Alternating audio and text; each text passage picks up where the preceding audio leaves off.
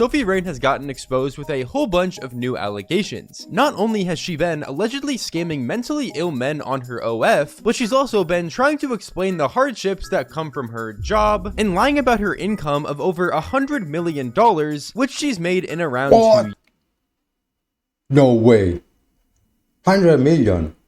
Ain't no way. What the hell? In 2 years. That's crazy amount of money. God damn.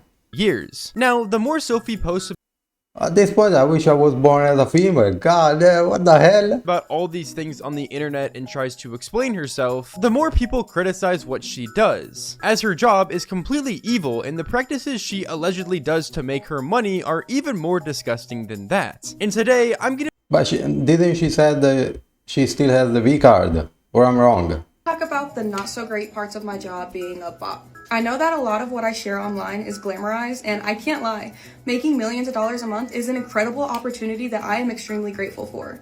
But I do think it's just as important to talk about the downsides and the real effects that this industry has on a person.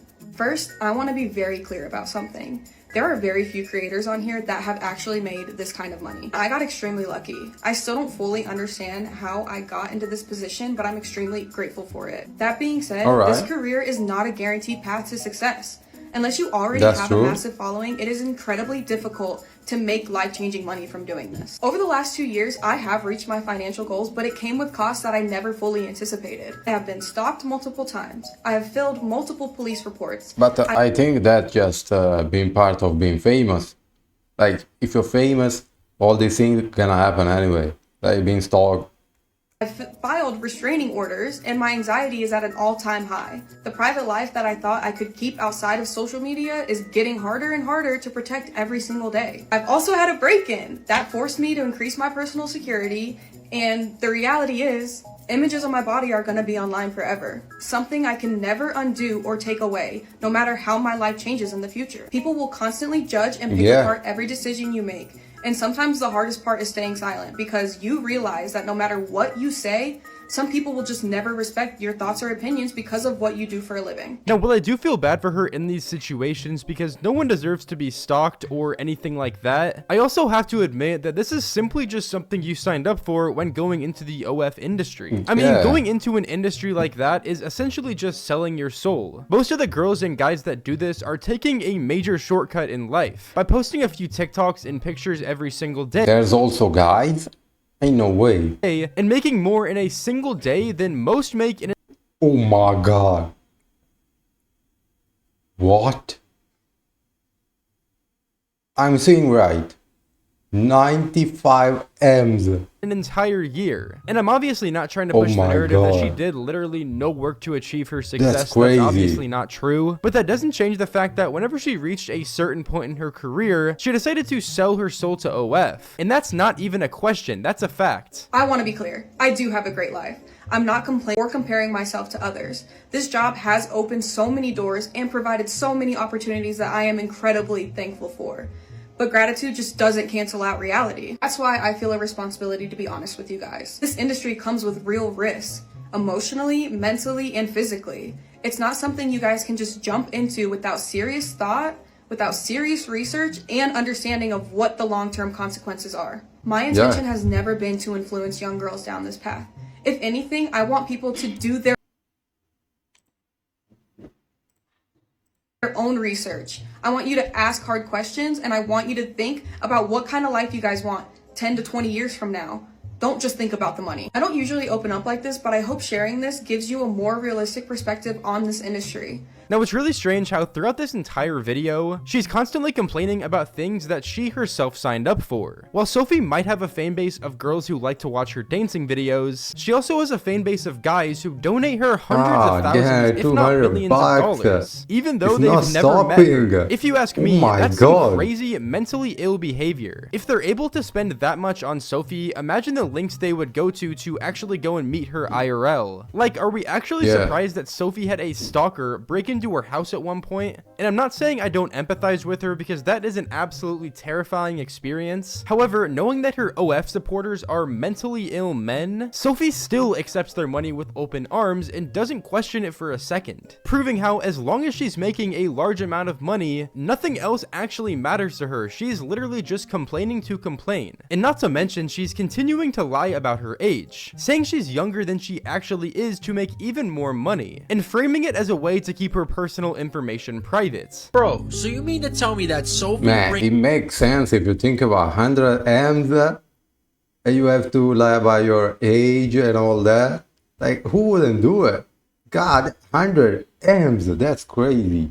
Rain's real name is Isabel Blair, and she's not actually 23, she's 21. Am I the only one that's just now finding this out? Like, am I today years old finding out that Sophie Rain's real name isn't Sophie Rain? So she was on the Full Send podcast. Obviously. Like all the corn stars, they have different names than their actual names. And also the OF girls too. So there's nothing to, like, I don't think so. It's strange. You have to change it to make it more, I can say, appealing to the audience. Basically revealed that she's been lying about her age and real name because she didn't want to get doxxed by any stalkers, but Florida state records basically make everything public, so all these people ended up finding out her real name and age. And like, it gets weirder. Basically these people are like hitting up her But neighbor. how they can find that out? If it's public, how they gonna associate Sophie Rain with her actual name? Like, what? They have in their public record that Sophie Rain is that person. Like, Harassing her family members, harassing her, and this is all happening daily. I can 100% see why this girl was lying about her age and real name. People are so weird in this world. I think the creepiest part about this is even if she was to sell her current house and buy a new one in the state of Florida, they could just they will find out. No doubt, they will find out. Find out where she's living again and keep doing this to her. The saddest part about this podcast is if you watch this clip, like, she's literally sounding like she's squealing and about to cry because it's like devastating to her that people are doing this. Bro, at what point do we separate fan and like criminal? Like, this is like obsession. Like, the things that they're doing to her, this shouldn't even be legal. To be honest, she did a good job explaining her side of the story. However, so much of what she was saying here just doesn't make Like, those are creeps, not fans. any sense. When people come up with completely separate aliases like this, as Sophie was going from her real name to Sophie Rain, it's normally because they're going into the adult content industry and want to hide something or be completely anonymous from their personal lives. You really don't see any generic TikToker doing this, because most of them aren't trying to hide the fact that they're doing TikTok. However, people that create adult content like PORN, a lot of the times want to hide the fact that they're doing it, and that's why they come up with different aliases. It almost seems like Sophie had the plan to create her OF all along, by going as this alias all the way back in the beginning, especially because she was always going on about being a Christian, despite obviously doing a career that breaks one of the deadliest sins possible. I seriously wonder if what she's saying is actually true here. Wait a minute, if she is right now 21, when she started, like 4 or 5 years ago, so that means she was underage? I'm guessing when her parents found out, she was already making hundreds of thousands of dollars per month at least, to the point where you really can't even get that mad at it. Like, yeah, you can be disappointed that she's obviously doing OF, but she's already making so much money, she can support herself, you, future generations, making like to this day $4 million per month, which is just absolutely insane. And also at that 4 M's a month, by 12, that's 50. point, Yeah. I feel like it's hard to tell her to stop doing it. So I've been noticing a lot of pocket watching in my comments lately, and I'm just here to set the record straight on how much I made these past 2 years. I had a slow month. I was taking a break for the holidays, but you can see I'm gonna refresh. It is very 2 real. million. And then I'm gonna go here. I'm What gonna hit the this, hell? and this is showing my all-time gross of 99 That's 80 million. Oh million my dollars. god. I'm very proud of this. I So 80 million, what she took, I think 20 million took the OnlyFans app. only have you guys to thank, but I have no reason to lie. But thank you so much for your concern.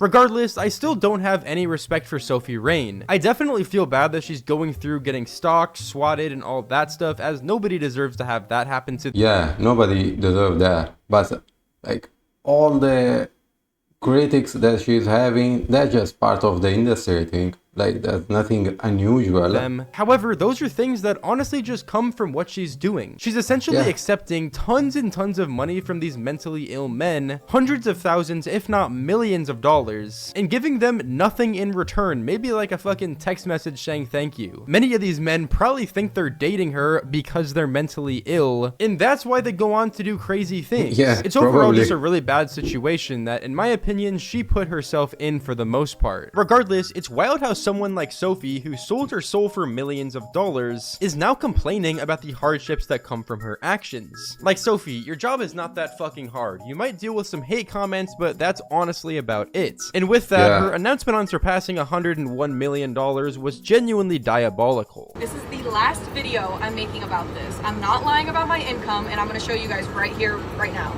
As you can see, I'm on Safari. I had my little shopping up, but I'm on the OnlyFans site. And I'm gonna hit like that so you can see that I'm on the statistics page right here. Okay, now this is the last 30 days, and I'm gonna refresh it so you guys can see. It's 1.2. You know, I'm on a private jet, so Wi-Fi is a little lag. Anyways, I'm gonna click here, and I'm gonna go all time. Okay, all time, and I'll refresh it one more time.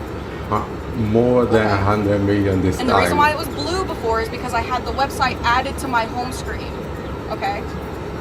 Blue. But yeah, I'm not lying about my income, and I have no reason to lie about my income.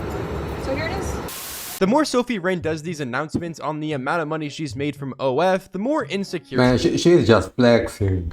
She's just flexing like crazy. God damn. She seems. I feel like every time she posts one of these videos, she frames it as, oh, I'm proving the haters wrong, but in reality, we all know what she's doing. She's trying to get as many people talking about her as possible because that's how she makes the most money. Like, whenever she posts one of these videos, it basically sets the entire internet up. Obviously, it goes viral and more people go to her account and donate. That's how she gets more people. Blaze. Everyone's being like, oh, you didn't earn this money and whatnot. People are shitting on her left and right, but in the end, if we really think about it, she's kind of the one winning, which is unfortunate to say. And with more people talking about the situation, there would be a lot digging into the roots of OF and finding some pretty disgusting truths. I've always believed that OF stars are fake. This one claims to have earned $100 million, and they even put her on a private jet to make the charade more believable. It's blatantly a simplistic setup in the purest style of these millionaire tips to dupe young women. It's proven that 90% of those with an OF earn a pittance that doesn't even reach $500 a month. The Jewish propaganda of— yeah, obviously, because you need a couple of 100Ks to really make a lot of money. If you have 2,000-3,000 people following you, you're not gonna make that much money.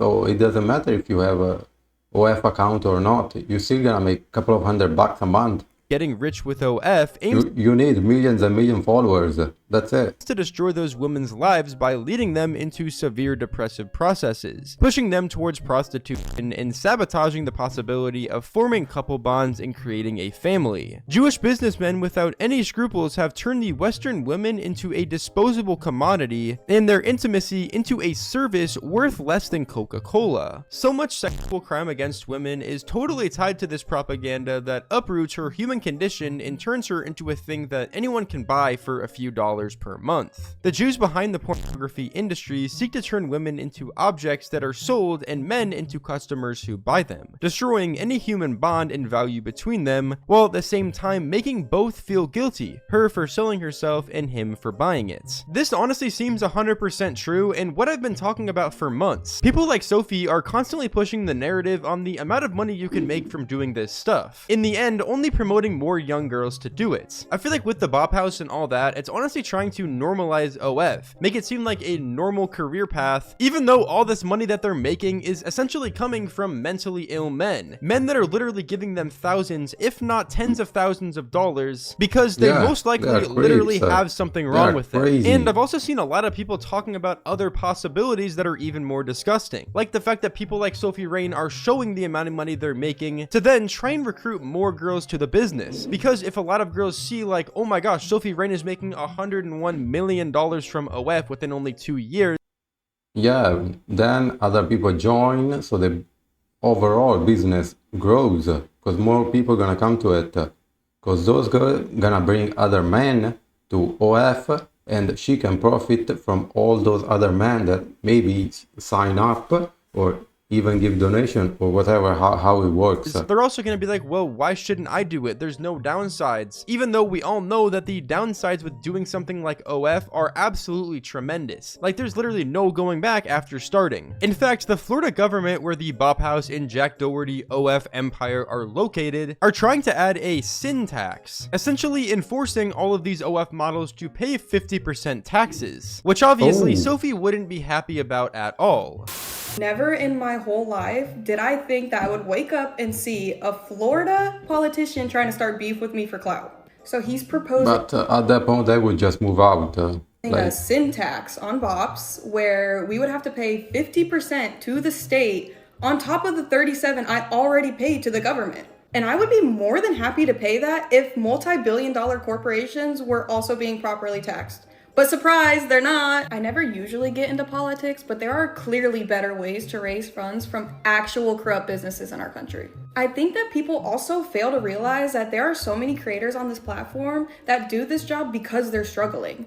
So to tax them like that when they're literally doing it just to support their families is sad. I would much rather continue. I don't know what kind of content is this, but yeah. Donating directly to people in need because we all really know where our tax dollars go. Now, first of all, I don't think this politician was calling out Sophie Rain because he needed clout. I think that's probably one of the last things on his mind. I think he's more so frustrated about the fact that these girls are essentially making all their money from stealing it from brain dead men. Sure, they're not necessarily stealing it because these men are donating it to them, but it sure seems like there's some shady shit going on. Not to mention that these girls make a large amount of their money also from promoting their content to young men. Like, you can't show me a Sophie Rain TikTok and say that that is not targeted towards young men who watch the content. OF models aren't only making money from all of these old men who are donating it to them, but they're also indoctrinating tons of young women and also pressuring young men to watch pornography at a young age. Sure, they're not directly doing that, but what they're posting on TikTok is literally softcore porn, and you can't tell me otherwise. No, I completely agree that just thirst trap. That's it.